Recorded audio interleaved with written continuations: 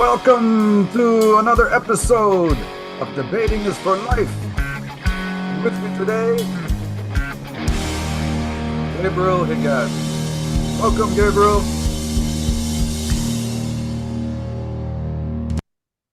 I'm so excited to have you on for many, many reasons, but most of all, you're my son. But of course, you are comprised of many, many different dynamics. Um, well, I let all the other guests introduce themselves. So why don't you introduce yourself for the audience? Yeah, my name is Gabriel. I am part of the Debating Edge family. I help a lot with coaching and assisting the other coaches like Megan, who's just on the podcast.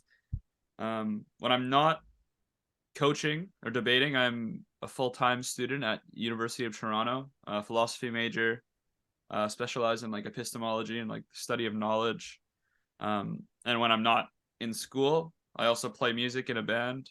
So if 5 days of the week, Monday to Friday, I'm in school, and then Saturday, Sunday, I'll usually be playing a show in parts of Canada. Yes, so I know from living with you and being your dad that you're a very busy guy and you're a very hardworking guy, and I'm very proud of you. And you just had your birthday the day before yesterday, so you are they're both young and old, kind of like young for being an adult, but old for being a kid at the age of 21. So happy birthday formally. And listen, um, being a philosophy major, how does that help you with your work in debating, being a debate coach? Or does it get in the way? Does it make everything strenuous to think about? Or does it somehow give you like a stronger basis of knowledge to draw Um, from? it depends. I mean, I think if you look at it from like an argument standpoint, you get a lot of like your speeches can be a lot more full and um, I guess more factual and knowledgeable. But the one big thing in philosophy is that they hate when you add fluff, and they don't like you to make them sound pleasing. They don't want you to write about things that look good. They just want it to be right to the point and direct. So as a judge, it might not be the most if you're delivering a speech from like a philosopher standpoint, the judge might not find it as attractive as, someone who is like who develops like the arts of speaking with Yeah. I remember when I was in university, I signed up for one philosophy course, and I think I was two or three classes in, and I marched straight to the administrative office and dropped it. It was just something I could not bear. I don't know what it is about philosophy, but I could never, even now, I can only take it in small amounts. I think every time I hear something, it just makes me think for like a half an hour. So I don't know how you can read an entire book about philosophy. Isn't it overwhelming? Yeah, it's a lot. You have to it helps to be in class and like classes because you can always ask the professors for advice, but it's a lot. It's like a lot of headaches, and you have to read over things a bunch of times, and some stuff you might not like to read about. You think you just have no interest in it at all, so it's hard in that time to really develop like knowledge about it and really like investigate and understand concepts. But at the end of the day, I think you don't realize how quickly because sometimes you'll be reading a page and you think you don't understand anything, but then you'll see a question on a test and you think back, and I think you remember a lot more of it than you think you're going to. So I think a lot of it is just getting through. Just read the book, even if you don't understand all of it. Just read it, and hopefully you can go back and you'll you'll pick it up quicker than you think you will.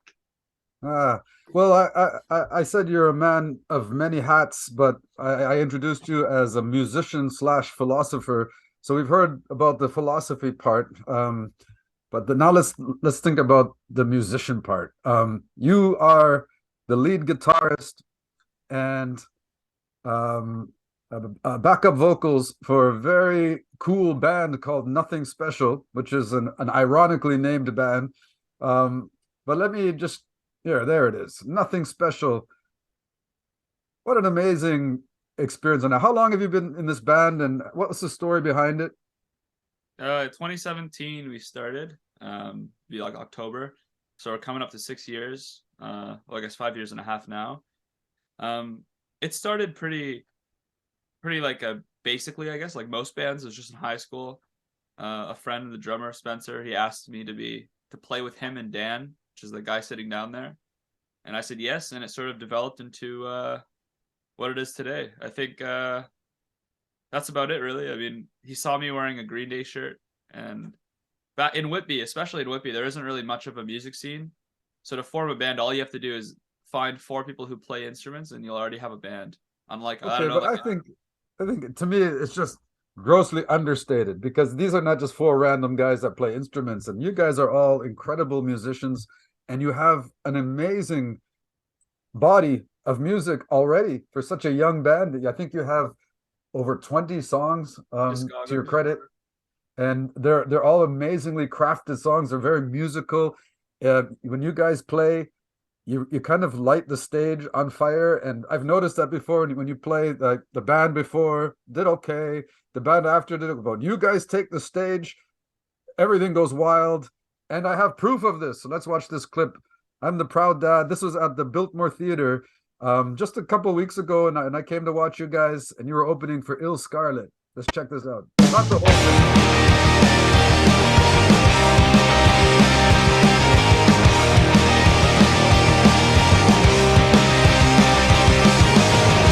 Here I go again. I'll let another in. Here come the sleepless nights. My apathetic self will win. Drain my confidence. Wearing down and thin. Constant flicker of my thoughts. That's how it's always been. Getting tired of the same damn problem every time I close my eyes. All is fine. Myself down at the bottom and my head up in the sky. My head's up in the sky.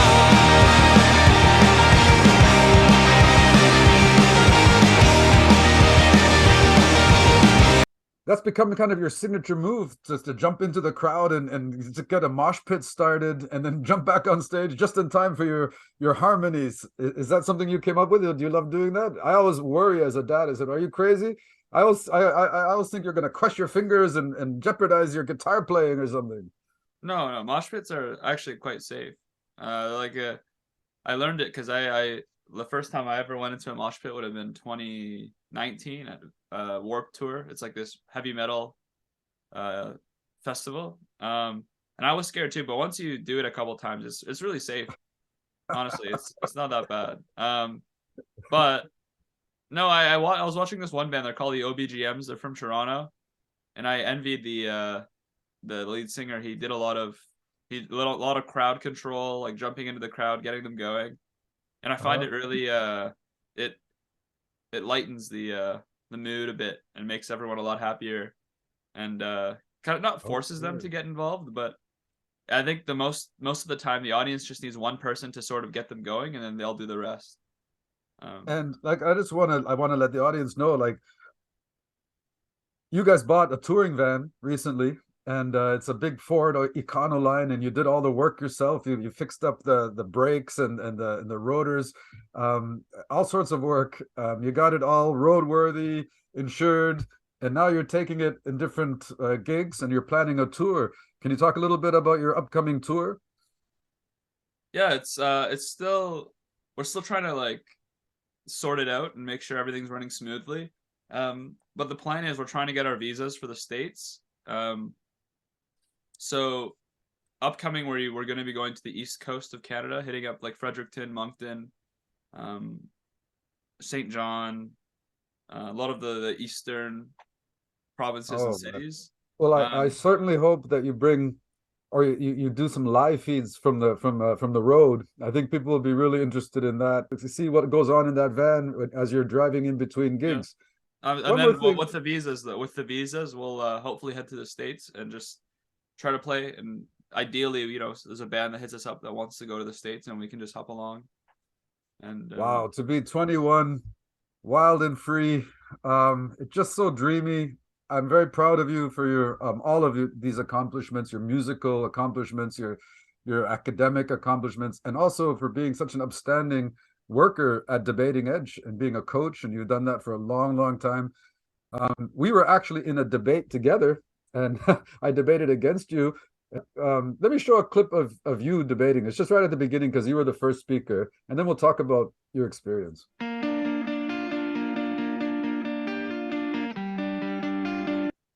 imagining that the side government's world of fantasy exists and all vigilantes are perfectly moral beings who do everything for the justice and the right of humankind.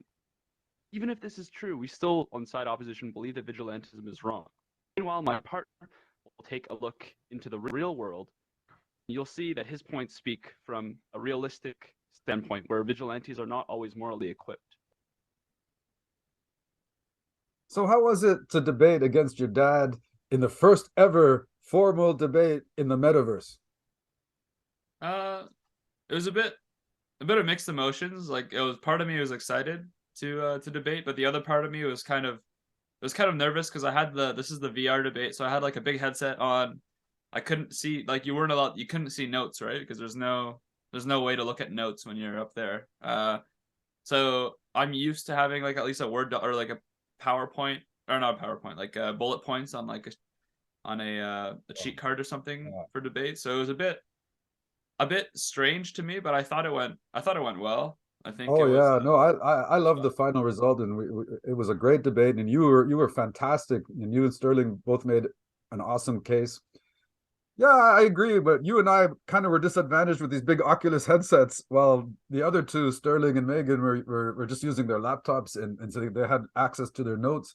In any case, I encourage the viewers to check out this debate at Debating Edge on my YouTube channel. It's wonderful. I got a highlight reel there. All right, are you ready to move on for the first activity of the day?